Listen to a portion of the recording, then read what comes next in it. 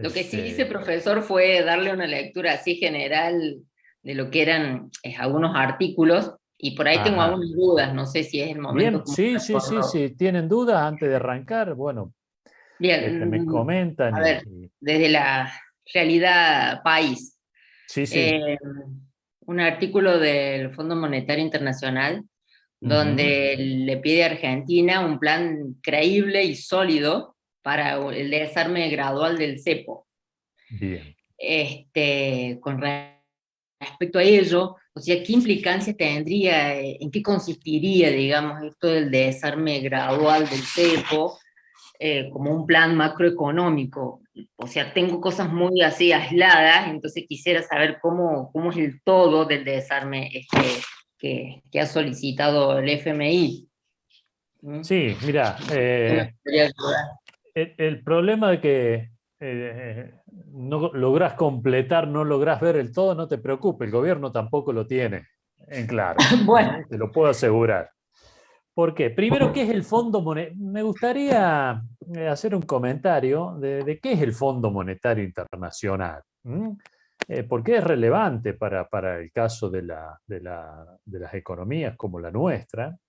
El Fondo Monetario Internacional se crea en la posguerra, después de la guerra, de la Segunda Guerra Mundial, y se hace con la idea de evitar que los países tengan eh, problemas de solvencia externa, ¿no? Es decir, que los problemas que los países tienen transitoriamente muchas veces inconvenientes, por ejemplo, para pagar su deuda, y si tienen en algún momento problemas para pagar la deuda, porque, por ejemplo, no tienen los dólares, tienen vencimientos, bueno, aparece allí lo que se conoce como un prestamista de última instancia.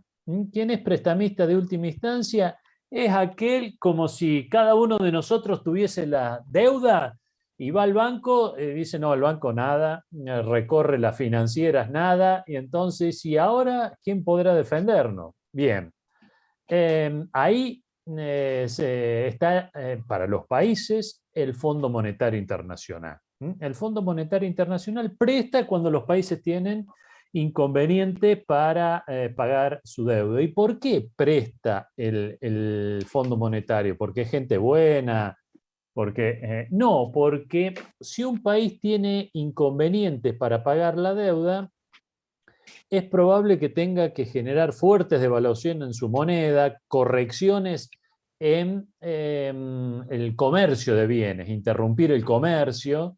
Y para evitar esas cosas, el Fondo Monetario aparece y presta fondos para corregir problemas transitorios que tienen los países respecto fundamentalmente a su situación con el resto del mundo.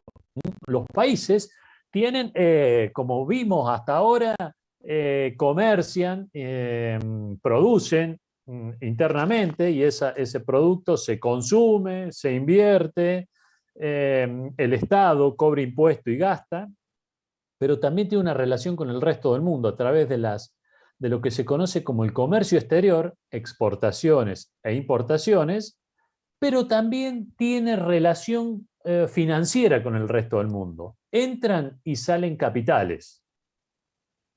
¿Mm? Entonces, el Fondo Monetario Internacional se centra en estos últimos aspectos, en la relación de cada uno de los países con el resto del mundo, ya sea a través del comercio y o fundamentalmente a través de la cuenta financiera. Es decir, la entrada y salida de capitales. ¿Qué sería una salida de capitales? Pongámoslo en cordobés básico. Bueno, uno va al banco con pesos y compra dólares. Hoy no se puede hacer porque hay un cepo, y ahí un poco está el centro, pero vamos a suponer, uno tiene pesos en su cuenta de ahorro, compra dólares, esos $200 que le permiten comprar, y lo depositan a esos dólares, lo hacen por home banking en su caja de ahorro. Ahí tiene caja de ahorro en dólares. Va al banco y retira. Eso están saliendo capitales del país. Ese es un mecanismo.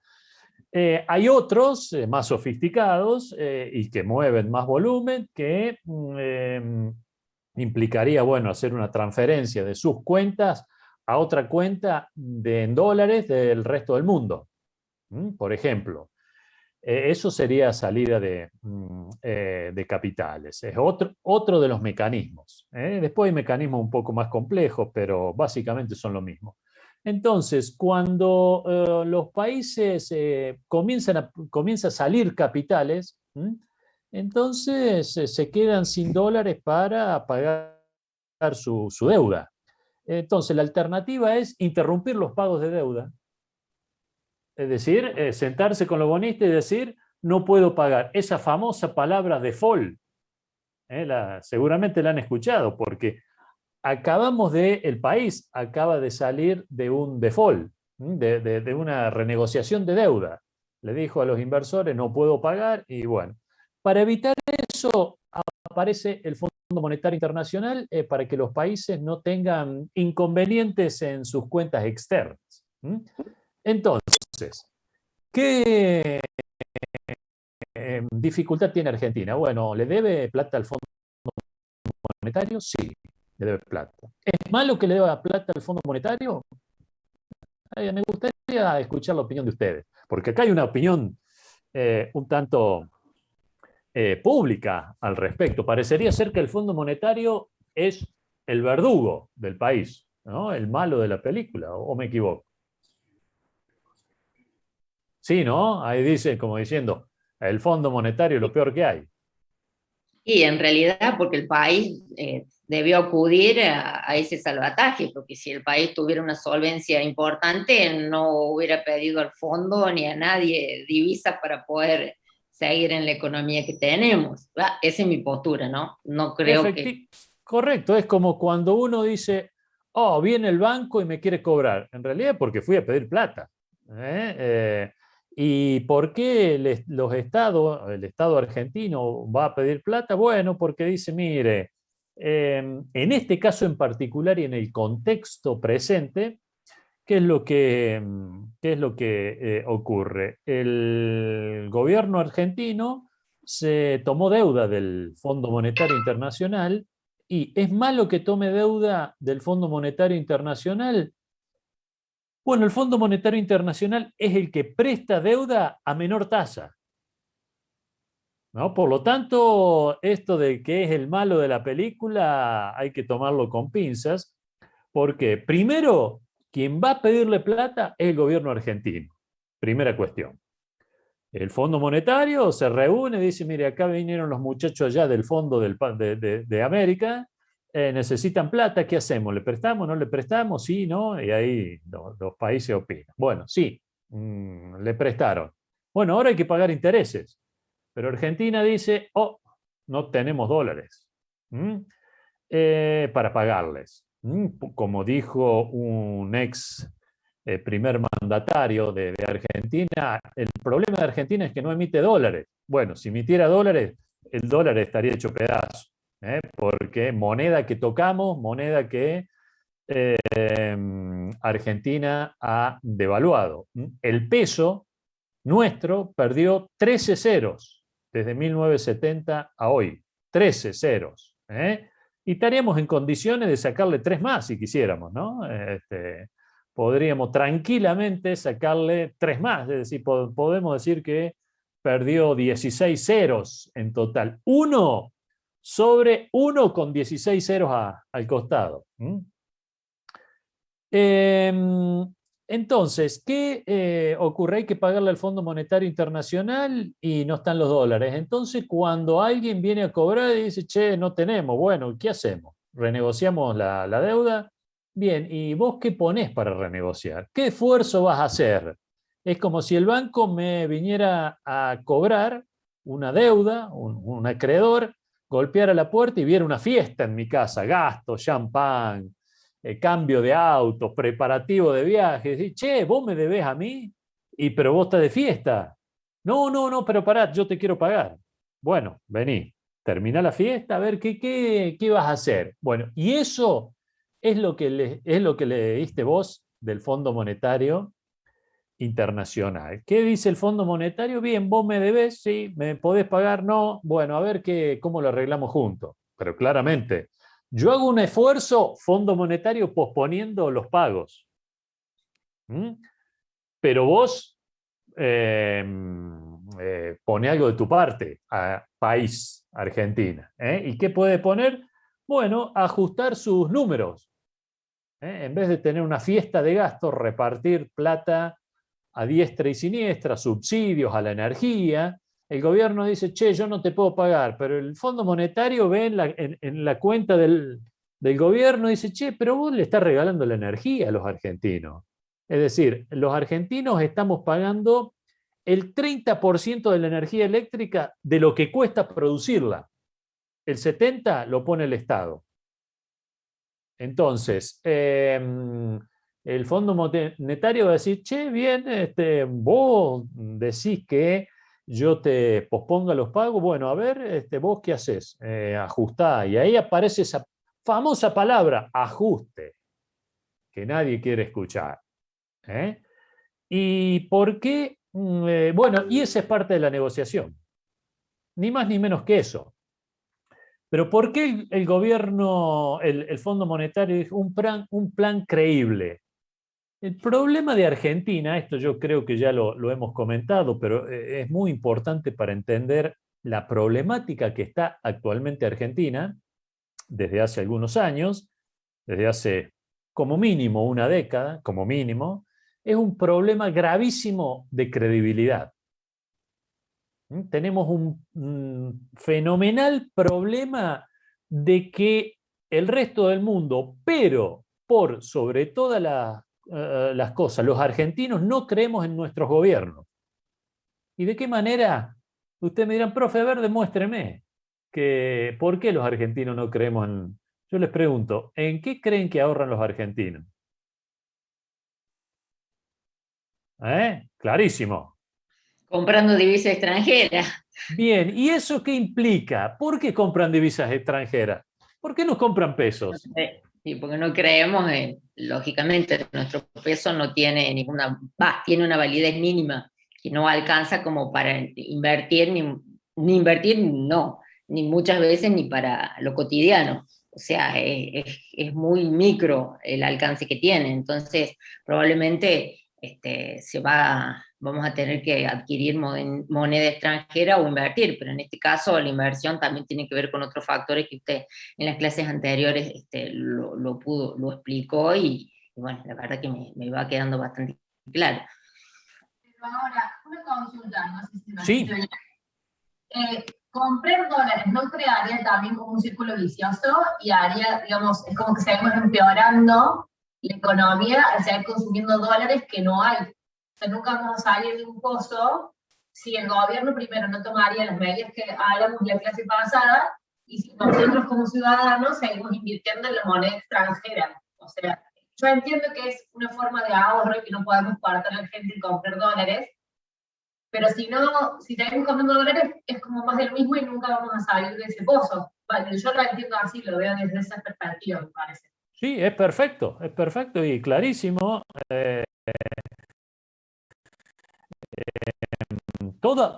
Lo que ustedes plantean van en la misma dirección y es lo que yo les planteaba que es una fenomenal falta de confianza, lo que llamamos en economía credibilidad.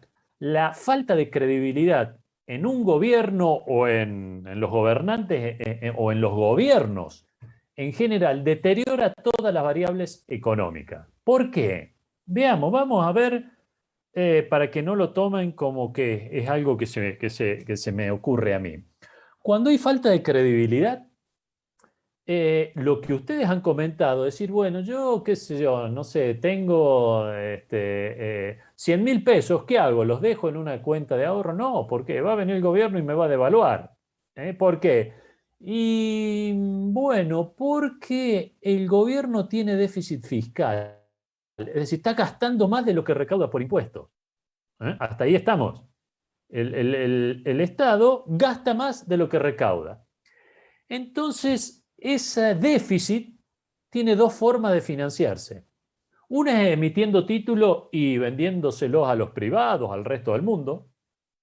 emitiendo deuda, el gobierno se endeuda. Otra alternativa es dárselo al Banco Central y que el Banco Central le entregue pesos a cambio. Entonces, ¿cuál es el problema de la falta de credibilidad y por qué deteriora todas las variables económicas?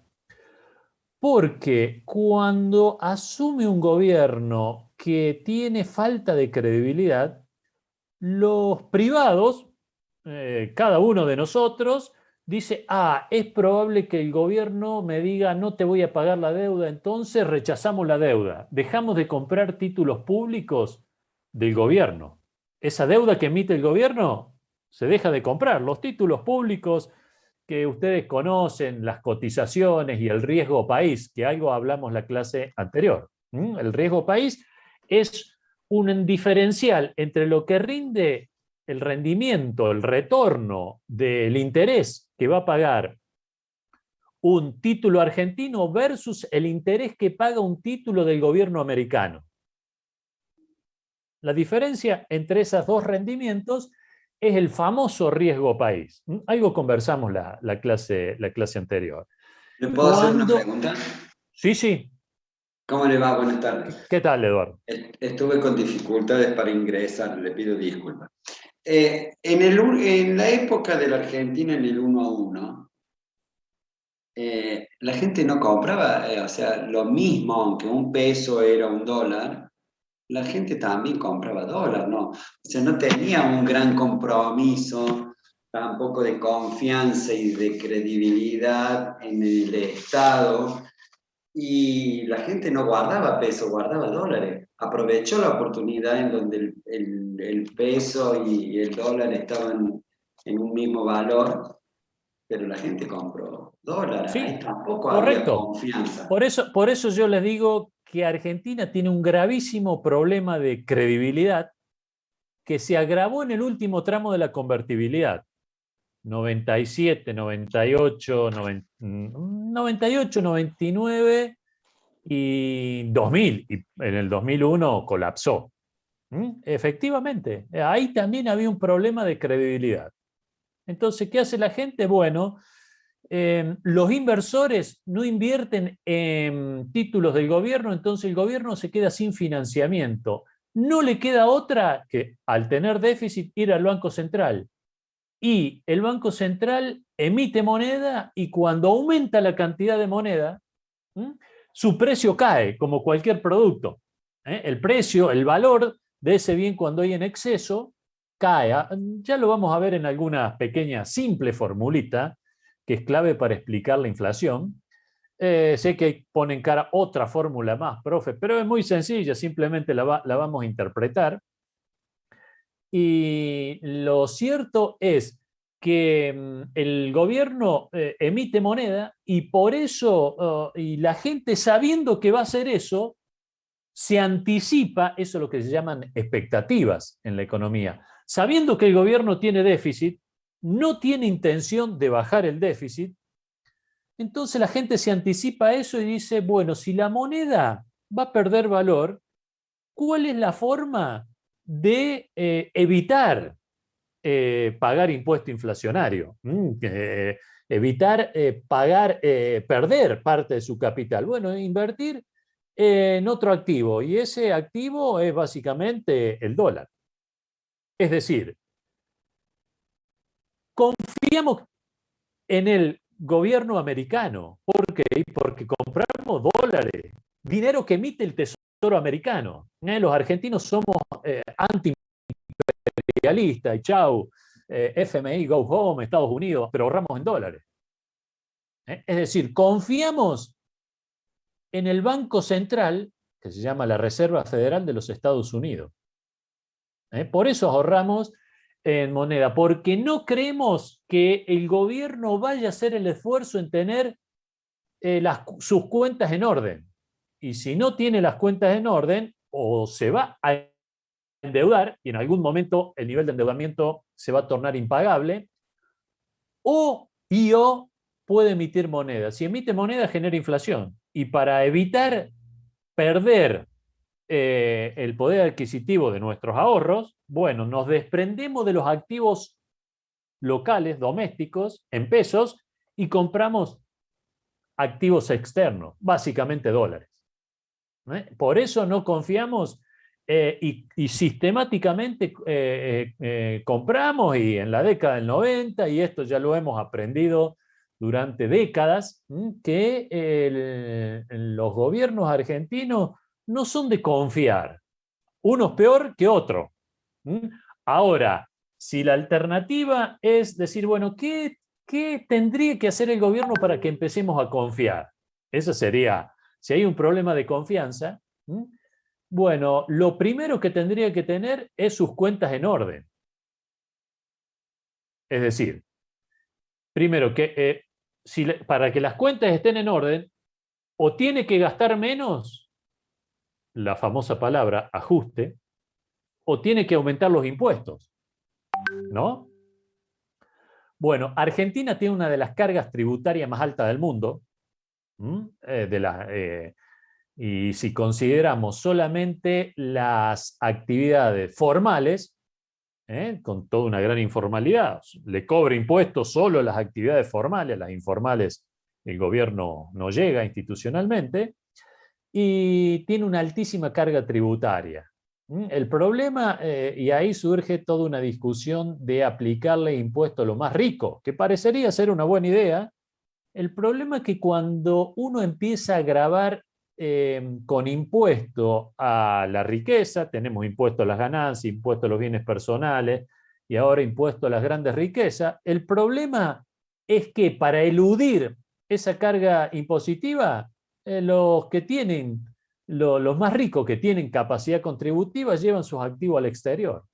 De hecho, hay un empresario muy conocido, Marcos Galperin, pero hay otros más que ya se habían ido, no tan conocidos, pero que ya se habían ido antes, se mudaron a Uruguay. ¿Por qué? Van, se reúnen con el gobierno de Uruguay, mire, yo tengo este inconveniente, el gobierno de Uruguay venga, acá no se preocupe, acá lo vamos a tratar igual que al resto. Entonces se van allá y no le cambian las reglas de juego. Entonces, grabar con más impuestos es muy difícil. Entonces no queda otra que reducir el gasto. Pero ¿quién reduce el gasto en 4 años de gobierno? Que es muy probable que si reduce el gasto pierda las elecciones. Es como si el padre de familia dice, mire muchacho, no tengo más trabajo, mis ingresos se han...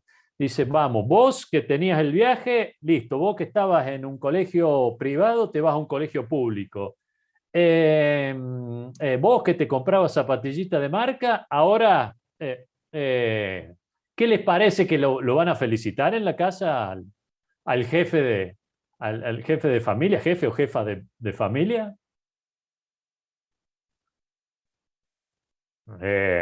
Claramente, seguramente no va a haber un aplauso cuando diga eso, ¿no? Todos enojados, se levantan de la mesa y se van. No, vos sos el peor padre de la casa y demás. Bueno, gobierno que ajusta, gobierno que le pasa eso. Le pasó a Macri. Le pasó a De la Rúa. Y ustedes me dirán, bueno, ¿el actual gobierno está ajustando o no? Sí, está realizando un fenomenal ajuste fiscal, que ya lo viene haciendo hace bastante, reduciendo salario real y jubilaciones. Ajustó muchísimo. Un ajuste, como le llaman, ortodoxo. ¿Qué es lo que ocurre? No nos damos cuenta, pero el salario, la inflación corre y los salarios del sector público y las jubilaciones están estancadas. Entonces, eso hace que el gasto en términos reales caiga y las cuentas mejoren. Y eso Guzmán ha hecho un muy buen trabajo en eso, silencioso, pero que adentro del gobierno tiene una muy fuerte oposición dentro del gobierno, pero está ajustando fuertemente las cuentas públicas. ¿Y eso por qué? Y bueno, porque tiene que ir a sentarse a negociar con el Fondo Monetario para decir, y acá cerramos un poquito el planteo, decir, mira, yo ajusté las cuentas públicas. Tengo déficit, sí, pero si vos me lo financiás, yo puedo seguir ajustando. El Fondo Monetario, bien, hiciste un ajuste, pero mira, acá estás financiando el 70% de la energía que consumen los argentinos. Los argentinos están pagando un 30%. Bueno, después de las elecciones seguramente si va a arreglar con el fondo va a tener que ajustar las tarifas. Y hay otra oposición dentro del propio gobierno. ¿Qué se creen que va a decir Máximo Kirchner cuando, o toda el ala dentro de la facción kirchnerista, van a decir, no, aumentar las tarifas ni loco? Sobre todo, ¿por qué? Y porque tenemos que ajustarle las tarifas particularmente al conurbano bonaerense. Y acá ya entramos a filtrar cuestiones políticas dentro de la política económica. Entonces, el Fondo Monetario le dijo, mira, sé creíble y además un plan aplicable. Eso es lo que le está pidiendo el fondo. Si no, no te voy a prestar. ¿Qué es lo que va a ocurrir? Y eso ya se ve en los mercados. El gobierno va a acordar con el Fondo Monetario Internacional, va a realizar un ajuste. ¿Y eso qué va a implicar? Y bueno, mayor pérdida de la jubilación en términos reales, mayor pérdida del salario del sector público en términos reales, menos obra pública, menos inversión del sector público y más tarifa. Es muy simple. Esos 4 capítulos tiene el ministro de Economía en su Excel, que dice, a ver cuánto ajusto. Ni más ni menos que eso. Bien, No muchas sé gracias, profesor. si logré explicar, Genoveva, tu planteo, pero es eso. Bien, ok. Y mi última preguntita tenía que ver con una sigla Sí. que también tiene que ver con, bueno, en este caso, no con el fondo, sino con el tema de las divisas. La sigla MEP subió, el MEP subió un Sí, 0,9. sí. Sí, ¿cuál es el El MEP significado? es Sí. un dólar que se llama un dólar financiero. El Ah, dólar financiero es el dólar que surge de cualquiera de nosotros puede comprar dólares en cantidades ilimitadas, si tuviésemos los fondos en blanco, a través de lo que se conoce como dólar bolsa. ¿Qué es el dólar bien, bolsa? Uno entra a su home banking, puede crear una cuenta comitente que se llama, para comprar y vender acciones, títulos públicos. Todos los bancos lo ofrecen. Y uno podría comprar títulos del gobierno argentino en pesos. Uno de su caja de ahorro en pesos puede comprar un título del gobierno argentino en pesos, pero ese título cotiza en pesos y en dólares. bien. Yo lo podría, ustedes, cualquiera de nosotros, compra en pesos y lo puede vender en dólares. Y una vez que los vende, esos dólares se le acreditan en las cajas de ahorro en dólares de ustedes.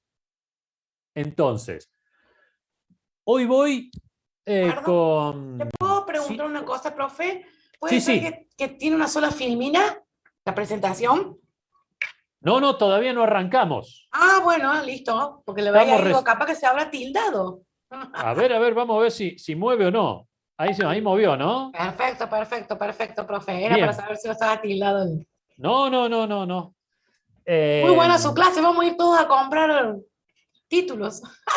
eh, no, yo no estoy recomendando, simplemente estoy aclarando algunas dudas que son de Un pública conocimiento. discusión, pero que son centrales en la discusión de la política económica actual. Es cierto, Y es cierto. ese dólar MEP que le llamás es el dólar financiero, que hoy está en 170, 171. Entonces yo voy con 171 pesos, compro un título, el más conocido que se conoce AL30, que es un título que vence en el 2030, y me van a dar un título que equivale a un dólar. Yo lo puedo vender a ese título ahora en dólares y se me va a acreditar ese dólar en mi caja de ahorro. Entonces, ahí surge el dólar MEP, que hoy está en 171, 172. que está más o menos en línea con el dólar blue. ¿Qué es el blue? El blue es un dólar que ya está fuera del sistema financiero. Que uno va en pesos, con el montoncito de pesos, 180 más o menos está hoy, tomás 180 pesos, dame un dólar. Pero eso ya está fuera, ese dólar ya está fugado, ya está fuera del sistema financiero y es un mercado informal. El MEP es un mercado legal. Pueden comprar todos los dólares que quieran a través de una cuenta de su home banking. Es un home banking que los bancos le crean una que se llama una cuenta comitente y esa cuenta comitente les permite comprar acciones de empresas argentinas, acciones de empresas americanas, como por ejemplo Google, Tesla, Microsoft, Zoom. Bueno, dicho sea de paso, la acción de Zoom, ahora que estamos acá, cayó 15% en un día esta semana. Bueno, pero eso tiene que ver más con el mercado financiero. Y también pueden comprar dólar MEP. Y ese es el dólar que vos viste ahí, que son siglas de un mercado formal y legal, ¿no? Ok, bueno, muchas gracias, No, profesor. por favor. ¿Alguna otra duda? Si no, ya arrancamos con nuestro temario. No, profe. Puse en la filmina algún glosario que me habían pedido ustedes. ¿Les resultó útil? ¿Sirvió? ¿No sirvió? ¿Cómo vinieron con las filminas? Bueno, ahí Yo tengo unas consultas, si me permite un poquito. Sí, No quiero sí. demorar la clase, pero Sí, adelante, Eduardo, así ya después sí, pido arrancamos. disculpas. Yo estuve leyendo, primero que no encontré en el material que usted ha bajado esa fórmula grande de I igual a C más I más G más X menos M. Ese no, del Producto Bruto Interno, ese no sé si bajó ese material usted. Ese debe estar en las filminas. Está bien, volveré a revisar porque no... No sé si No, alguien lo pudo ver. tampoco lo vi en las filminas, por lo menos que yo descargué. Es uno Sí, que tiene ese objetivos, instrumentos de la política económica y ese contenido, y después Esa hay es la muchos segunda. gráficos. Yo Bien. creo que el material, las diapositivas o filminas o placas, no sé cómo le dicen, del Producto Bruto Interno, de esa fórmula grande, yo no la he encontrado. Donde estaba el glosario, no estaba, pero la reviso nuevamente. Anoto acá. Y la verdad que yo me leí todo el documento de la primera clase, de la clase anterior. Tengo muchísimas dudas. Perdón, no, me da un poco de vergüenza, pero... No, por favor, no es sencillo el material. Las diferencias entre las fluctuaciones de corto plazo y mediano plazo, la conducta de precios, bueno, yo hice varias anotaciones acá, la demanda agregada, la oferta y la demanda, la oferta y la demanda agregada. Se me complicó un poco comprender a grandes rasgos todo, ¿no? Hay ejemplos del banco que no lo puedo comprender en realidad.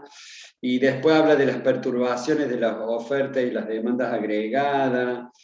La perturbación implica que hay cambio. Eso es lo que vimos la primera clase. A lo mejor, La Eduardo. estanficación, sí, yo no estuve en esa clase. Claro. Todo eso fue la discusión de la primera clase. Pero bueno, veré cómo hago entonces para interpretar bien eso, ¿no? Que está complicado para mí. Ese modelo lo que dice es que en realidad, ¿por qué fluctúa la economía? ¿Por qué por ahí tiene presiones inflacionarias y a veces la economía cae en recesión, como todas las economías le ocurren? Ahora ya vamos a ver algunos datos concretos para el caso argentino. Porque, ¿cómo le explicamos? Bueno, la explicamos por una perturbación, es decir, una variación en la oferta-demanda, en la demanda agregada, Es decir, que los argentinos en este caso podemos modificar el consumo, la inversión, el gasto público, y por eso puede aumentar o caer la demanda agregada. También el resto del mundo puede comprar más o menos para Argentina y eso modifica la demanda agregada y eso puede hacer que la economía caiga por ejemplo, en una recesión. Y cuando hay una recesión cae el nivel de producción, cae el PBI, aumenta el desempleo. Simplemente esa es la idea de ese modelo que nos permite explicar por qué la economía es tan fluctuante. Y ahora vamos a ver algunos datos al respecto. Bueno, vamos a continuar con las filminas. Vimos algo la clase anterior sobre lo que vimos hasta ahora es toda la idea de qué se entiende por macroeconomía. Dijimos la economía como un todo y suponíamos que lo que producía en bienes y servicios finales en una economía, cualquier economía en un periodo determinado, lo llamábamos PBI. Y ese PBI lo asociábamos con el nivel de precios y ahí surgía nuestro modelo macroeconómico.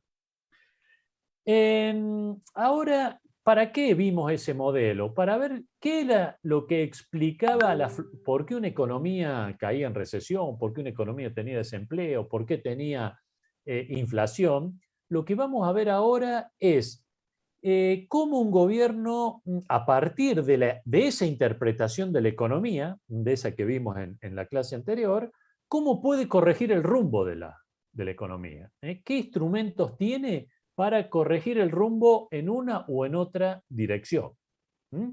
Entonces, ahí entramos en la idea de la política económica, en particular de la política macroeconómica, donde dijimos que teníamos que separar la paja del trigo. ¿Qué implicaba esto? Implicaba separar objetivos de instrumentos. Ese tablero de control que hablamos la clase anterior, donde el tablero de control implicaba tener algunos comandos, y eso el gobierno tiene algunos comandos, y esos comandos implica para corregir el rumbo de la economía en alguna dirección. ¿Para qué? Para lograr objetivos. Entonces dijimos, y esta es la lógica que tiene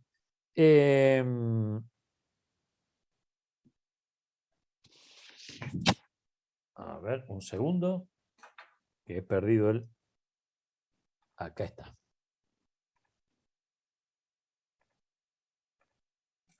¿Qué es nuestro marco conceptual de la política económica? ¿Cómo un gobierno diseña una política económica?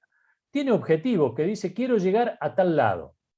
Ese tal lado, como lo vamos a ver, tiene nombres y apellidos, que ya entramos en esos detalles.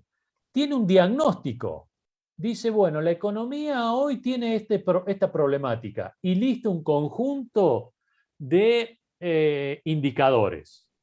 Esto es lo que hablábamos en la primera clase, que decíamos, bueno, ¿cuál es el problema de la economía argentina? Bueno, acá es como cuando uno va al médico, dice, hágase estudios de tales características, análisis diversos, tomografías y demás. Ese es el diagnóstico, lo que llamamos condiciones iniciales.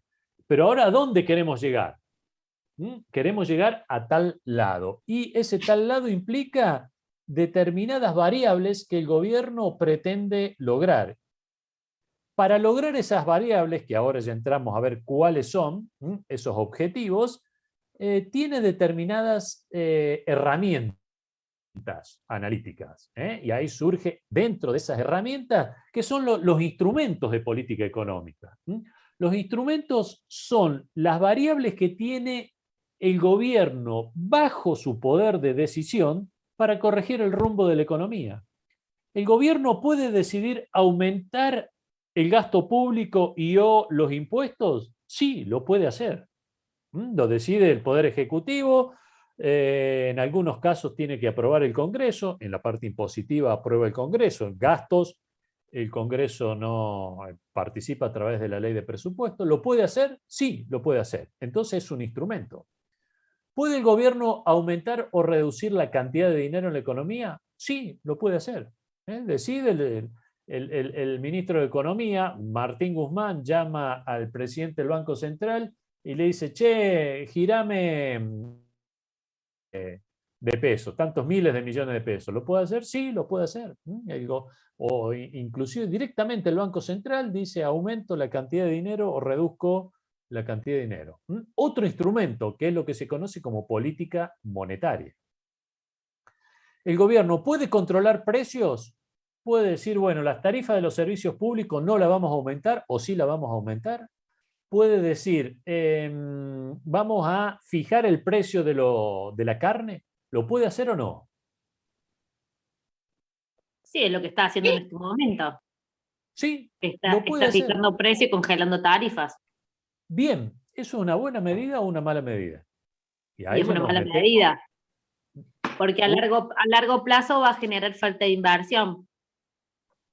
Pero yo, consumidor, digo, pago la carne más barata o la energía más barata. Sí, pero en realidad vamos a seguir perdiendo porque después con los precios reales, o sea, el productor no va a querer vendernos la carne a nosotros, va a preferir exportar y va a haber falta de producto y falta de inversión, lo que va a hacer que el PBI caiga o se estanque. Bien, yo como gobierno me decís, ajá, vos no le querés vender al mercado interno porque querés exportar, te prohíbo la exportación de carne. Le suena, ¿no? Sí, tal cual. Bien, es lo que está haciendo el gobierno. Te prohíbo la exportación de carne. Listo. ¿Es una buena medida? ¿Lo puede hacer el gobierno? Sí, lo puede hacer, que eso ya, la primera medida, congelar precios, es una medida de lo que se conoce en un instrumento regulatorio. ¿Puede el gobierno regular precios? Sí, lo puede hacer. Entonces, es una decisión de política económica. ¿Puede aumentar los impuestos al comercio exterior? ¿Puede aranceles, si son las importaciones, o retenciones, si son las exportaciones? Es más, ¿podría prohibir la exportación o la importación? Sí, lo puede hacer. Es otro instrumento de política económica, lo que se conoce como política arancelaria. Entonces, con estos instrumentos, el gobierno puede corregir el rumbo de la economía. Lo puede corregir de la buena manera o lo puede corregir de la mala manera. Dependiendo si tiene intención de generar un impacto positivo en la economía o un impacto negativo. Y la pregunta que uno podría hacer, ¿si impacto positivo o negativo en el corto o en el largo plazo? Ahí empezamos con las decisiones de política económica. Probablemente una decisión que parezca buena en el corto plazo no lo sea en el mediano y largo plazo. Entonces acá ya empezamos con los problemas que llamamos en economía intertemporales. Yo puedo hacer algo ahora para beneficiar o para mostrar beneficio a la población, pero después que pasen las elecciones eso puede terminar empeorando la situación previa. Si congelo el precio de la carne, ¿por qué? Y bueno, estamos cerca de las elecciones, hay que darle felicidad al pueblo, que pueda comprar carne más barata, pero además, como los productores son malos, y dice, como bien ustedes dijeron claramente, si le congelo el precio interno de la carne, estos malditos productores van a vender al resto del mundo, van a intentar exportar, entonces le prohíbo también entonces el precio de la carne probablemente caiga. Bueno, ¿qué van a hacer los productores? Y van a dejar de producir carne. Ya hay frigoríficos que han despedido, que han suspendido personal por esta cuestión. En consecuencia, productores que en vez de producir carne se van a dedicar a producir soja, maíz, sorgo, que no tienen regulaciones del gobierno. Tienen algunos impuestos, pero no los prohíbe exportar el gobierno. Entonces, y acá transitoriamente puede parecer una buena medida de política económica, pero en el mediano y largo plazo probablemente tenga efectos negativos. Entonces acá empezamos con los efectos de corto y los efectos a más largo plazo que puede tener una medida de política económica. Y esto nos permite entender este juego que hacen los gobiernos en Cerca de las elecciones parece que está todo bien, plata para todo, precios canasta, precios cuidados para todos y todas, y ahora después de las elecciones probablemente esto desaparezca, no solo de este gobierno, del anterior y del anterior y del anterior. Esto ha sido una constante del gobierno y pueden originar lo que se conoce en política económica como ciclo económico de origen político. ¿Qué es esta idea del ciclo económico de origen político? En el corto plazo se exacerba el funcionamiento de la economía, se aumenta el gasto público, se aumenta el consumo, aumenta la demanda agregada, pero eso genera precios, tiende a generar aumento de precios, que a lo mejor en el corto plazo no alcanzan a reaccionar, pero pasadas las elecciones aumentan los precios y volvemos a la situación inicial, nada más que con un salario real más bajo. Y eso es el ciclo económico de origen político. Entonces, ¿qué tenemos acá? Una situación inicial, instrumentos para corregir el rumbo de la economía y objetivos a dónde llegar. Y esta es la lógica de la política económica. Fíjense, estos eran un poco los números. No sé si alguien quería hacer algún comentario, dudas hasta acá.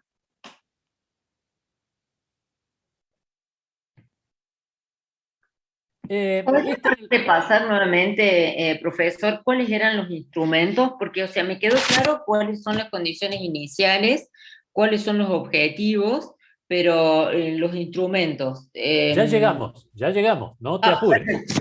Vamos. Disculpe. No, está bien, está bien, está bien. Fíjense, acá ya tenemos un conjunto de indicadores, que este indicador era el crecimiento económico, un objetivo de política económica. Ahora vamos a listar los objetivos y luego pasamos a los instrumentos. ¿Cuáles son los objetivos de política económica? El crecimiento económico, la estabilidad de precios, es decir, eliminar la inflación, reducir el desempleo, llegar al pleno empleo, es decir, todos los factores plenamente ocupados, fundamentalmente el factor trabajo, las cuentas externas en orden, que no haya un problema de, como vamos a definir acá, de solvencia externa, y reducir, ser una sociedad más equitativa, con menores niveles de pobreza. Esos son los objetivos que tiene el norte que tiene un ministro de Economía. Y para ello, como ya vamos a ver en próximas filminas, el gobierno va a tener instrumentos. Ya vamos a ver cuáles son los instrumentos y cómo los aplica. Empecemos por el análisis de los objetivos de política económica. Estos son los objetivos. ¿Qué es el crecimiento económico? Que el PBI a largo plazo aumente, que la torta, la cantidad de bienes y servicios finales que pueda tener la economía en el largo plazo aumente. Ese es el objetivo de crecimiento económico. Solvencia externa. El gobierno también debe plantearse la idea de decir, bueno, debo evitar que el gobierno caiga en una cesación de pago. O dicho en palabras más sencillas, que nos falten dólares para pagar la deuda y para poder importar. Los dólares se van por dos caminos, por el pago de la deuda y por el pago de la deuda pública, pero también de la deuda privada, porque los privados también toman deuda en dólares. ¿No? Un privado, no sé si han leído el diario, si abren cualquier diario en la parte económica hoy, hay un molino, el principal molino que cayó en cesación de pago. Lo conozco porque crecí enfrente del molino original, por eso me es muy originalmente del interior de la provincia. Por eso lo conozco muy bien al caso. Y bueno, se endeudó en dólares. Entonces, ¿cuál es el problema? Y bueno, el problema es que el gobierno le dice, no están los dólares para pagar la deuda. Y los bancos dicen, che, pagame en dólares. Pero el problema es que el gobierno no le libera los dólares para pagar, entonces no le queda otra que, eso no lo dicen los diarios, pero como hay un cepo cambiario, bueno, el gobierno dice, che, no están los dólares, y fue un molino que puso plata para la campaña del actual gobierno. Entonces eso hay que leerlo como una puja interna dentro del gobierno. El gobierno dice, che, liberamos los dólares para...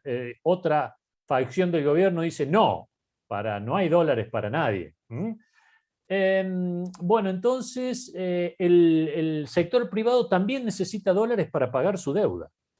Y este sería el caso. Entonces, para evitar esos problemas, él tiene que tener las cuentas externas en orden. Y eso es lo que se conoce como el objetivo de solvencia externa, para pagar la deuda pública y privada y para poder importar.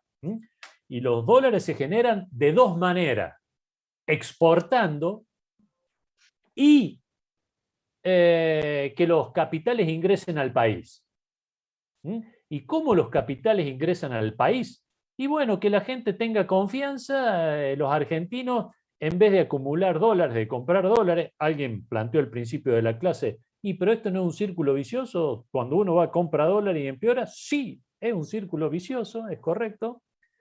Y los dólares los genera gente que compra activos físicos o financieros con sus dólares, y exportando. Son los dos caminos. Cuando hay falta de confianza, la gente dice, no, los dólares quedan afuera o en el colchón. Es decir, también fuera del sistema. Si ustedes tuviesen la garantía de que hay condiciones de que el dólar no se va a modificar, ¿qué harían? ¿Los tendrían en el colchón? Vamos a suponer que tienen dólares en el colchón. ¿Qué harían? Los invertimos. Si tuviera credibilidad el país y bueno, supiera que vamos a poder tener una estabilidad aceptable. ¿Y por qué me decís invertimos? ¿En qué invertirías? Si el país tuviera credibilidad, bueno, esto es algo muy personal, que se en bienes, inmuebles, bueno, en distintos tipos de bienes, y la verdad que nunca he comprado títulos, porque quizás mi solvencia no me lo da para hacerlo, pero lo haría en eso, ¿no? Los inmuebles tienen ¿puedo decir lo que brutamente entendería? Si habría credibilidad, lo pondría debajo del colchón. Lo meto debajo del colchón. No me convences que el gobierno te haya convencido respecto a su credibilidad. Porque vos decís, en el corto plazo parece buena cosa, pero mira, si viene la próxima elección, este gobierno pierde, este u otro, ¿no? Estamos hablando de cualquier signo político, y viene el otro y me dice, mira, le echa la culpa al anterior y dice, bueno, me quedo con los depósitos, por ejemplo, o los activos. Si uno, ya lo hablamos en la clase pasada, si se generara confianza, los argentinos y el mundo, sobre todo, en un mundo donde si hay algo que sobra en el mundo, son dólares. El mundo está inundado de dólares. La tasa de interés internacional es cero. Cero. Es decir, que están sobrando, el mundo no sabe qué hacer con los dólares. Y los activos de Argentina rinden 30, 40 y hasta 50% en dólares. Si se genera confianza, el país queda inundado en dólares, sobrarían en dólares, pero el problema es que no hay confianza. Entonces, ese sería un mecanismo para que vinieran los dólares. Entonces, que la entrada de capitales se generaría a partir de la mejora en la confianza, eso que hablábamos al principio de la clase.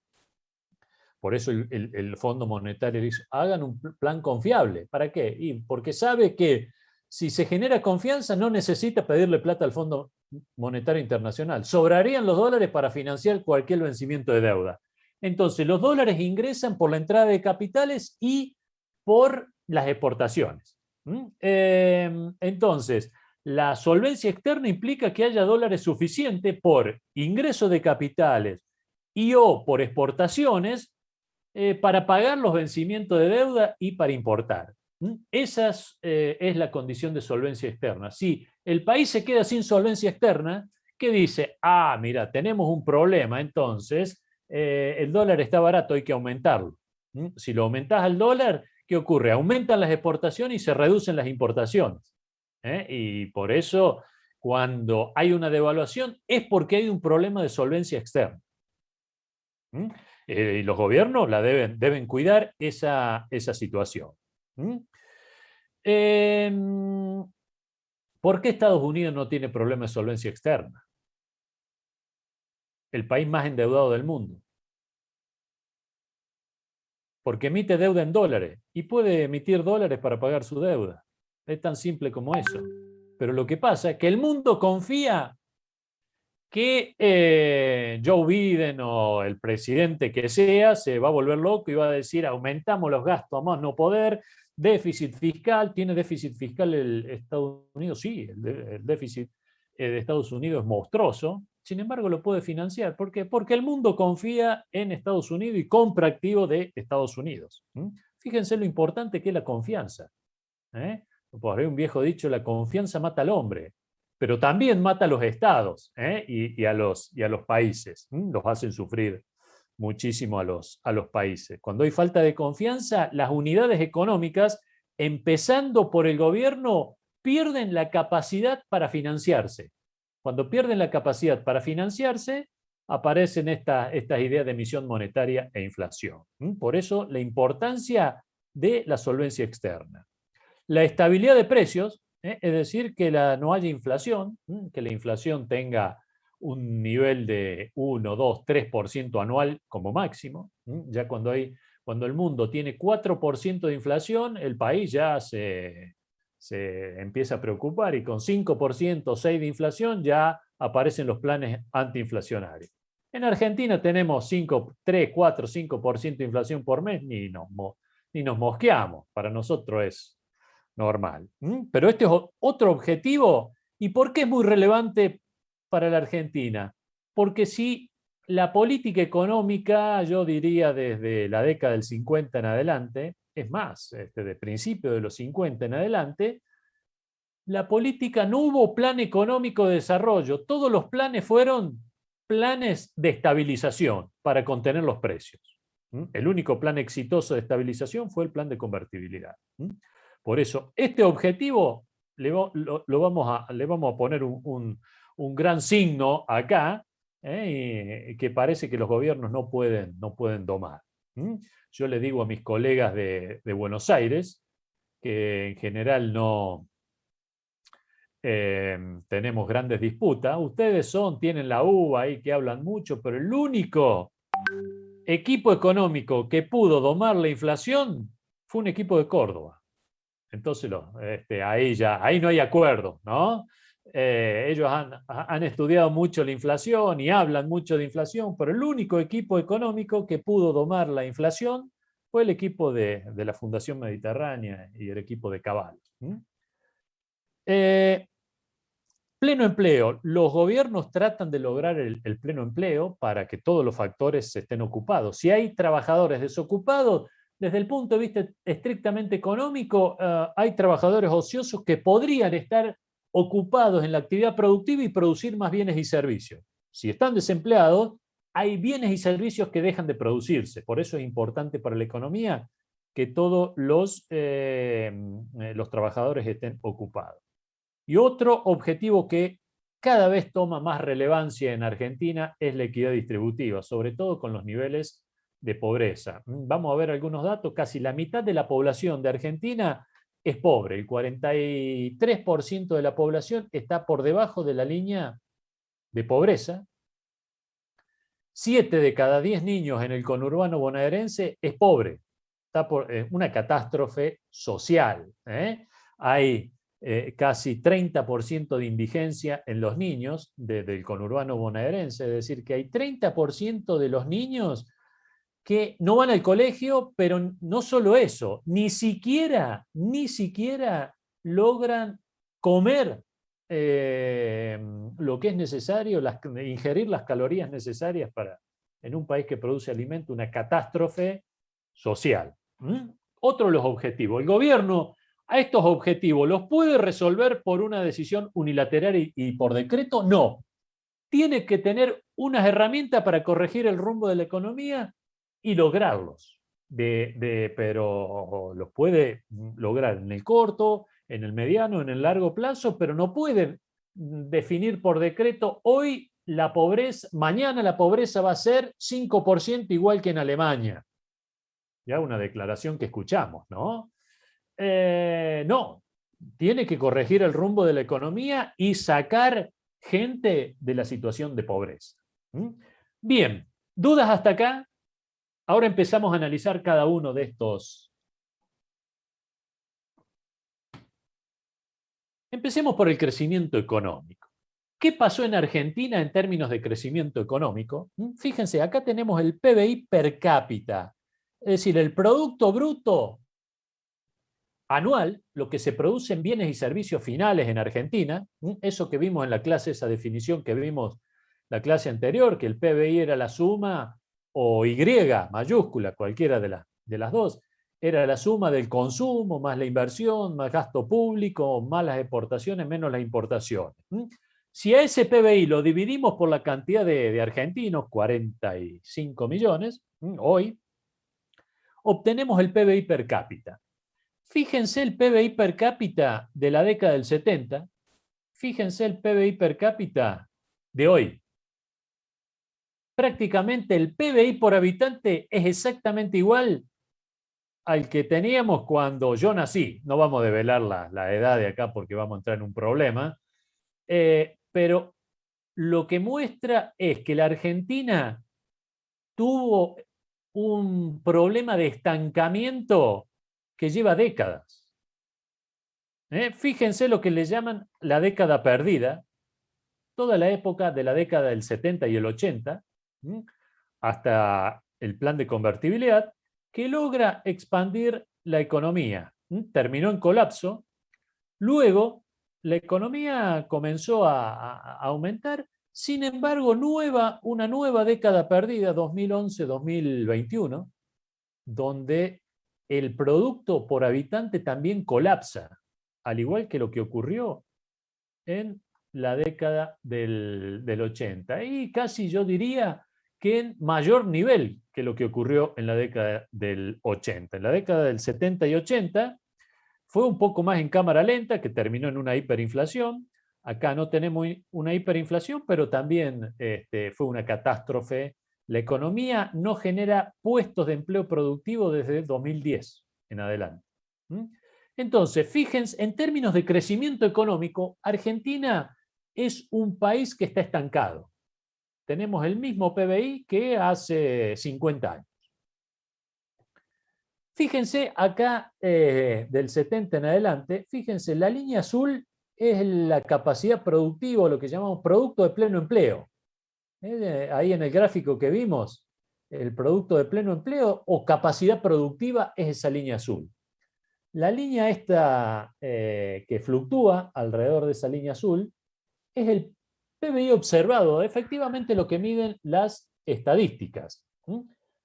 Fíjense estas barras color gris, no sé si las alcanzan a ver en la pantalla, ¿las pueden ver? Sí, profe. Sí, sí. Son los periodos que el país estuvo en recesión. ¿Qué es una recesión? Cuando el PBI está cayendo. En todo es un periodo donde, bueno, acá el zoom me genera unas rayas medias extrañas. Las vamos a borrar. Pero esas barras grises son los periodos donde la economía estuvo cayendo.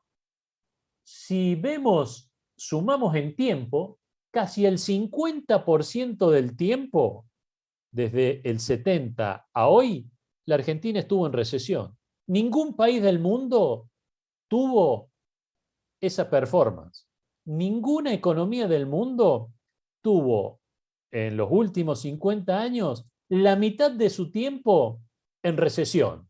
Tienen recesiones, pero salen, crecerán más, menos, pero ningún país tuvo tanto tiempo con economías que están cayendo. La torta se achica. En esos periodos la torta se va achicando. No solo eso, sino fíjense las variaciones. Primero las variaciones eran alrededor de esa línea azul, pero cada vez esas variaciones son más virulentas. Esto es una fluctuación económica, eso que vimos en el modelo macroeconómico, pero cada vez se alejan más de su capacidad productiva, pero cada vez las expansiones son más significativas, pero las caídas también son más pronunciadas. Como llama este colega, Juan Carlos de Pablo, un economista muy conocido y que la verdad que todos los periodistas lo llaman el profe de Pablo, por su forma particular que tiene de expresar. Supongo que lo han visto en alguna entrevista que explica muy bien la economía, como pocos economistas. Dice, la economía argentina no tiene ciclo económico, es ciclónica, porque estamos en el primer mundo. ¿Recuerdan cuando Menem decía, estamos en el primer mundo? Y a los 3 años estábamos cayendo a una velocidad estrepitosa. El PBI cayó 22 puntos desde el 97 al 2002. 15 puntos. La torta se achicó 15% de lo que teníamos, y eso desde el punto de vista social es una catástrofe.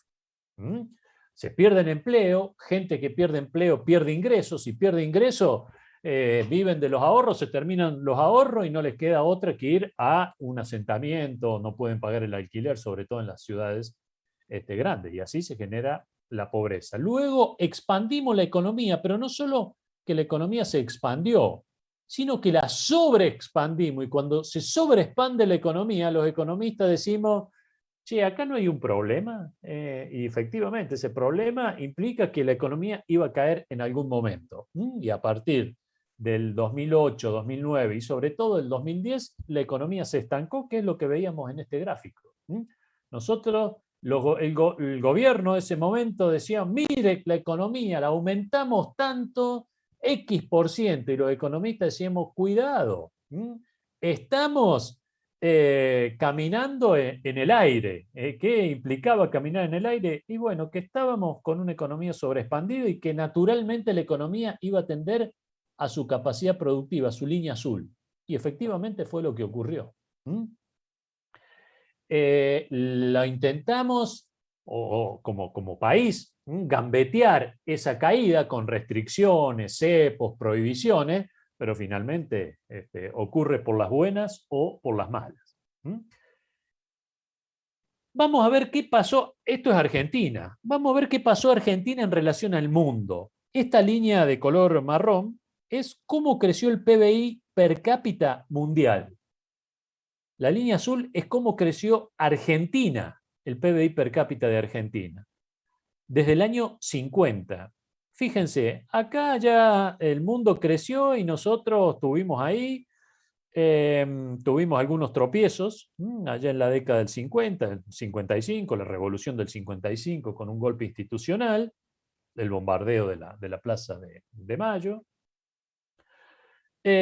Luego vino la década perdida, el Rodrigazo. ¿Qué fue el Rodrigazo? Bueno, ¿por qué lo menciono el Rodrigazo? Porque si ustedes leen los diarios, hay algunos economistas conocidos, sobre todo de Buenos Aires, que están diciendo, están armando otro Rodrigazo.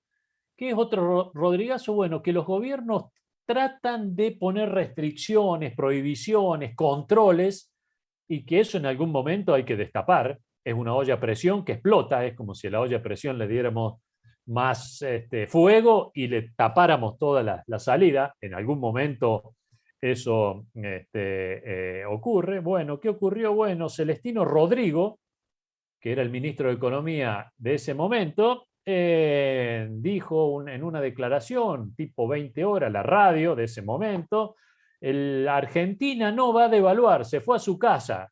Y cuando venía en el colectivo el otro día, toma el diario y se dio cuenta que había devaluado. Lo cuenta él en su anécdota. Es decir, y cuando iba Celestino Rodrigo, contaba él que cuando iba en el colectivo al Ministerio de Economía, se enteró que el país había devaluado. Ahí teníamos dos informaciones. Primero, que el ministro de Economía iba en colectivo a su trabajo, al Ministerio de Economía. Hoy imposible. Segundo, no fue la decisión de él, fue la del gobierno. Por lo tanto, su palabra quedó absolutamente devaluada. Después vino otro ministro de Economía que dijo, el que apuesta al dólar pierde. No sé si alguien recuerda esta frase, triste frase de un ministro de Economía argentino, y a la noche la moneda perdió 50% de valor, es decir, el tipo de cambio se duplicó, aumentó en un 100%. Ahí empezaron los problemas de Argentina, con problemas de inflacionarios graves, hiperinflación y la década perdida. Reforma de los 90, medio que nos acercamos al mundo y otra vez una caída. Fíjense el Producto Bruto Per Cápita que hubiese tenido la Argentina si hubiese crecido solamente al ritmo que lo hizo el conjunto de países del mundo. Hoy tendría un PBI que es casi el triple.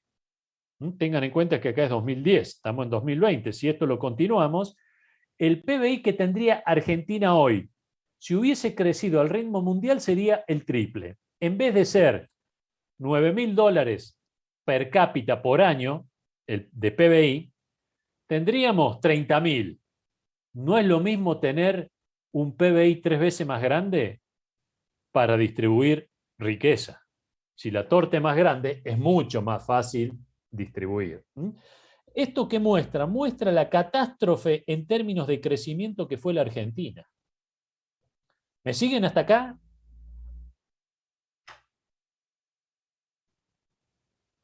Sí, profe, en la medida que podemos. Sí. Sí, tratamos. Solamente esto es información. Después vamos a tratar de intentar por qué ocurrió esto. Lo que estamos viendo acá es simplemente lo que ocurrió. Y bueno, vamos a ver países que son comparables al nuestro. Podemos decir, no, el mundo, bueno, está Estados Unidos, está Europa. Tengan en cuenta que Estados Unidos y Europa en el 50 estuvieron en guerra. Argentina no estuvo en guerra. En la Segunda Guerra.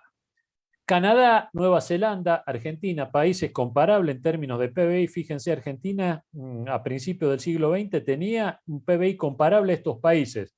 Fíjense estas tres líneas, cómo crecieron los países. Australia, Nueva Zelanda, Canadá. ¿Por qué países comparables? Porque tienen la estructura productiva muy similar a la de Argentina. Países productores de bienes agropecuarios, con gran extensión de tierra fértil. Fíjense cómo evolucionaron esas economías y cómo Argentina evolucionó, que es esta línea azul. Nuevamente nos estancamos. Estos países han hecho algo diferente a lo que hicimos nosotros, que en un momento éramos comparables. Veamos qué pasa con nuestros vecinos. Fíjense Chile, fíjense el PBI per cápita de Chile, que es esta línea marrón acá.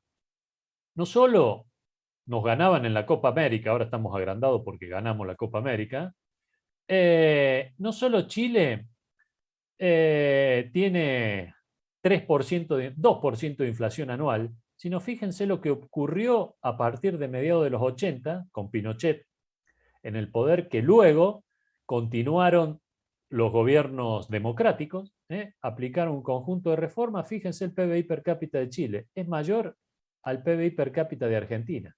Es decir, el PBI per cápita de Chile es superior de la Argentina. Algo hizo Chile diferente a nosotros, o mejor dicho, nosotros hicimos algo distinto a Chile.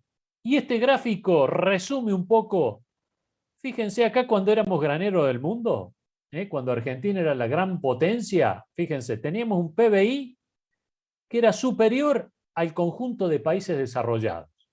Fíjense acá, tenía un PBI que era el PBI del mundo, 100%, y acá este era el PBI nuestro en relación al PBI mundial. ¿No? Ahí era el modelo agroexportador. Fíjense lo que ocurrió con Argentina. La Argentina ya comenzó a tener problemas, ¿no? Por la década del 20, la década del 30.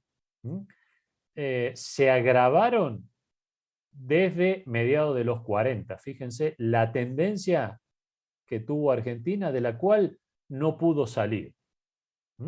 Es decir, que el atraso de Argentina no es de este gobierno, del anterior, es mucho más largo.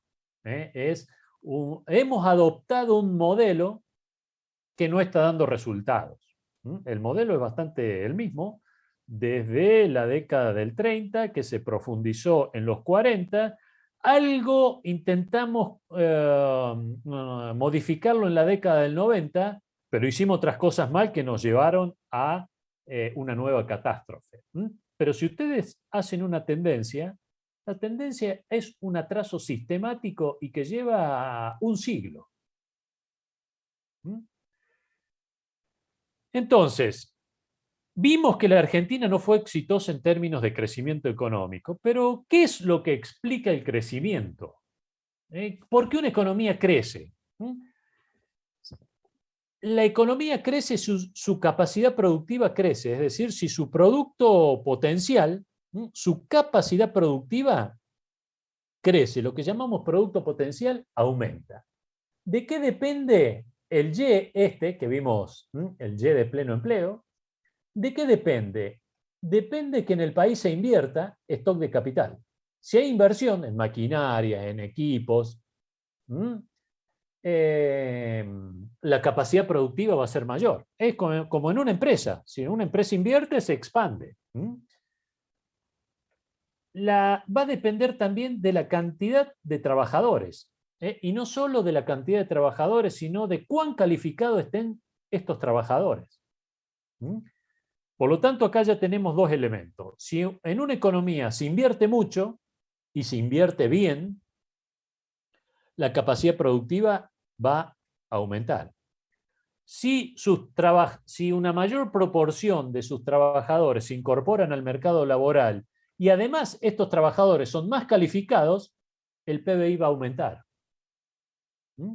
Y además depende de la disponibilidad de recursos naturales. Por ejemplo, si un país tiene la suerte de encontrar, no sé, reservas energéticas, como podría ser Vaca Muerta, bueno, el PBI, la capacidad productiva de la economía, va a ser mayor.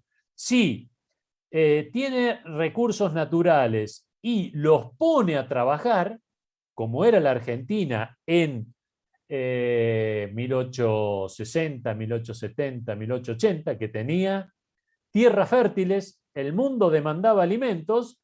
El problema es que en Argentina no había ni caminos, ni población, ni maquinarias. Entonces, ¿qué hicieron los gobiernos? Bueno, pongámonos de acuerdo en eso. ¿Qué fue ponerse de acuerdo? Bueno, ya habíamos corrido los españoles, hubo una guerra civil, 1820, 1860, desde Pavón hasta la batalla de Caseros y de Cepeda, sobre todo.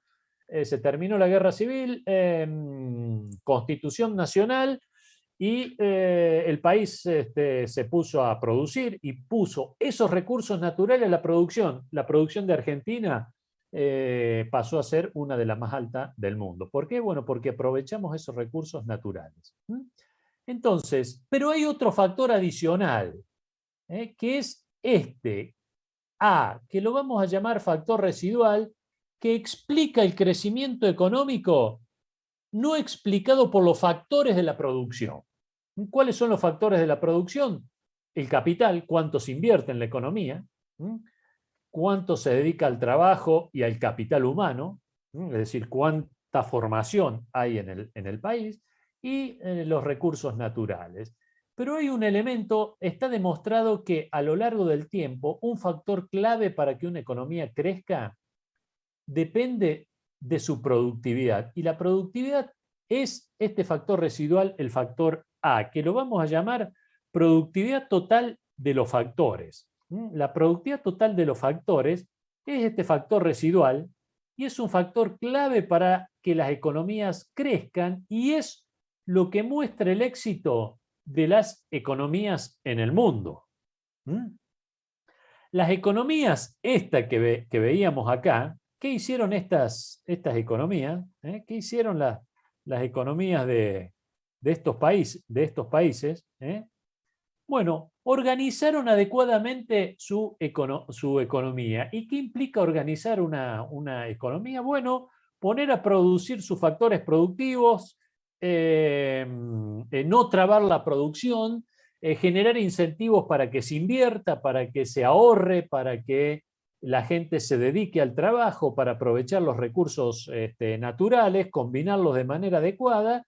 Y eso es lo que se conoce como ese término A, que lo vamos a definir como productividad total de los factores, que es clave para un crecimiento económico. Las economías que no crecen y que están estancadas y que se atrasan es consecuencia de que la productividad de los factores, la organización económica, es inadecuada. Y ese es por qué Argentina se atrasó. Se atrasó porque no pudo hacer funcionar todos los recursos que tenía disponibles y mucho menos atraer nuevos recursos. La tasa de inversión en Argentina es muy baja. En finales del siglo XIX, principios del siglo XX, la tasa de inversión en Argentina, es decir, el aumento en el stock de capital, era del 40%. Hoy la tasa de inversión es del 18%. La tasa de depreciación del capital es del 22%. Es decir, no estamos recuperando hoy el capital que se deprecia. No estamos descapitalizando. En consecuencia, ¿qué es lo que hace que este término, el término A, la productividad, no tenga el dinamismo adecuado? Bueno, las malas políticas económicas, sobre todo la inflación. La inflación impide organizar la economía de manera adecuada y si no se organiza la economía de manera adecuada, las economías no crecen. ¿Dudas hasta acá? Sí, yo pregunto cómo debería organizarse, porque a simple apariencia con estos estudios es como que si entendemos las fuentes del crecimiento, entonces ¿por qué no las aplicamos? Perfecto. Esa es la pregunta siguiente. Bueno, para organizar adecuadamente una economía hay que, cuando vimos allá la primera clase, dijimos que había dos formas de organizar una economía. Una centralmente... Perdón, o sea, ¿en qué ha fallado en este siglo la Argentina que no logró recuperarse lo que estaba allá en el año 1904, prácticamente? Porque como si vamos a ver la clase época próxima... fuimos la primer potencia mundial o estábamos dentro de los 3 primeros países potenciales, semejante decadencia, hoy estamos en el puesto no sé cuánto, si 40, 50, ya ni me acuerdo. Creo que más abajo todavía. Sí, no me quiero ni acordar porque me deprimo. Entonces, ¿qué pasó? Que no... Bueno, uno a eso puede verlo con el vaso medio lleno o medio vacío. Si dice, bueno, perdimos muchísimo tiempo, bueno, hay muchísimo para hacer, ver el vaso medio lleno. Y otro dice, no hay forma, esto se va vaciando y bueno, ahí lo está viendo. No, yo creo que sí hay un modo, pero independientemente de todos los gobiernos, ¿en dónde ha fallado este país en que no logró recuperar ni la media aritmética de la decadencia sí, que ha tenido? Es clave para eso organizar la economía de manera adecuada. Alguien que insistió mucho en este término, lo uso porque no lo usan los libros de texto de economía, pero me parece muy útil para entender sobre todo la decadencia de la Argentina, es Domingo Cavallo, un economista que fue ministro de Economía de Argentina. Él siempre utiliza este término, organizar la economía, y me parece muy apropiado para el caso de la Argentina. ¿Cómo se organiza adecuadamente una economía? Como les decía, en la primera clase vimos que había dos formas de organizar la economía. Una es centralmente planificada, cuando un gobernante decide qué producir, cómo producir y entre quiénes se distribuye ese producido, entre quiénes se distribuye el PBI. lo llamamos ahí un planificador omnisciente, un sábelo-todo.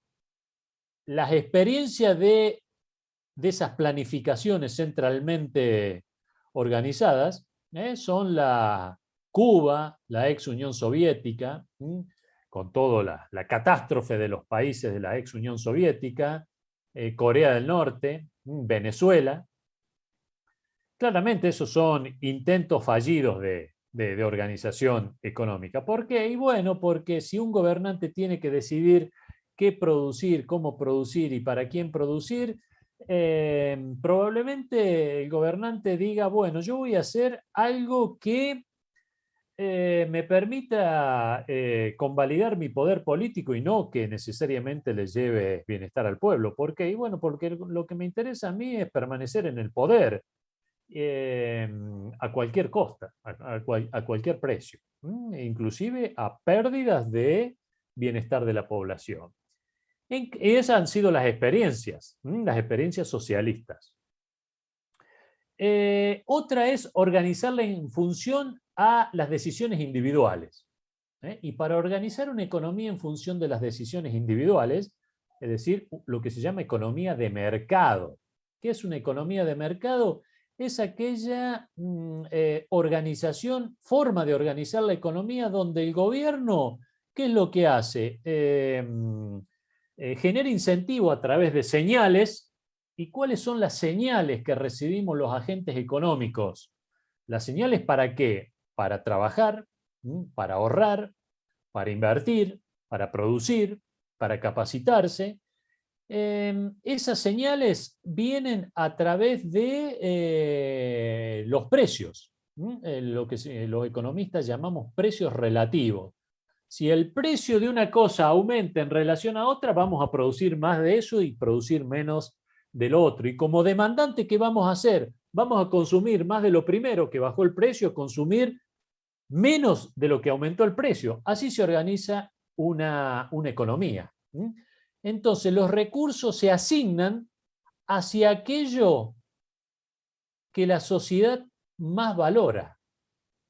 La sociedad doméstica o el mundo. Estamos en un mundo integrado.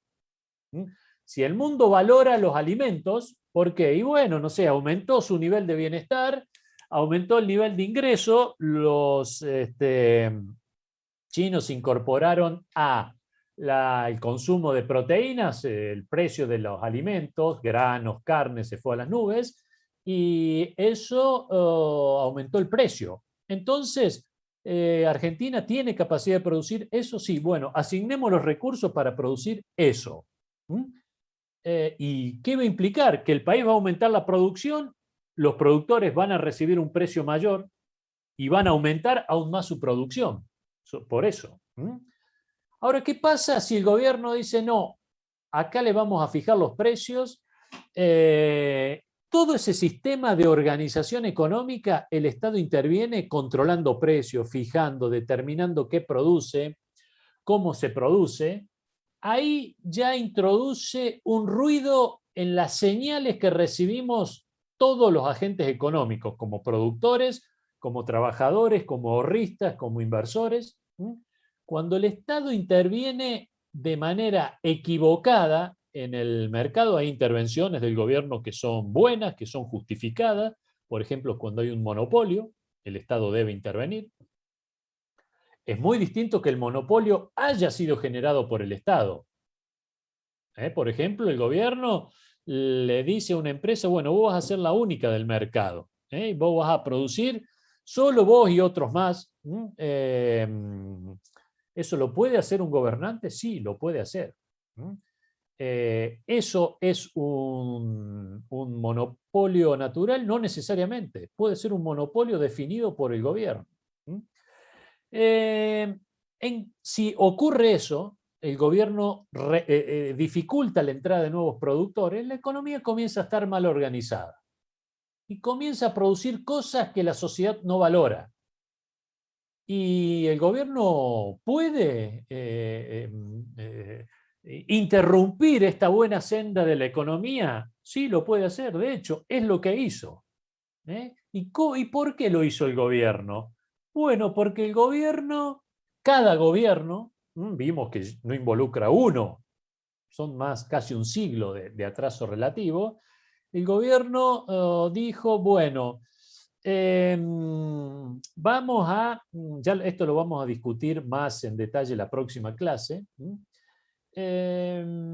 comenzó a intervenir en la economía y distorsionar las señales que recibimos los agentes económicos. Entonces la economía comenzó a organizarse con señales equivocadas. Es como si tuviésemos,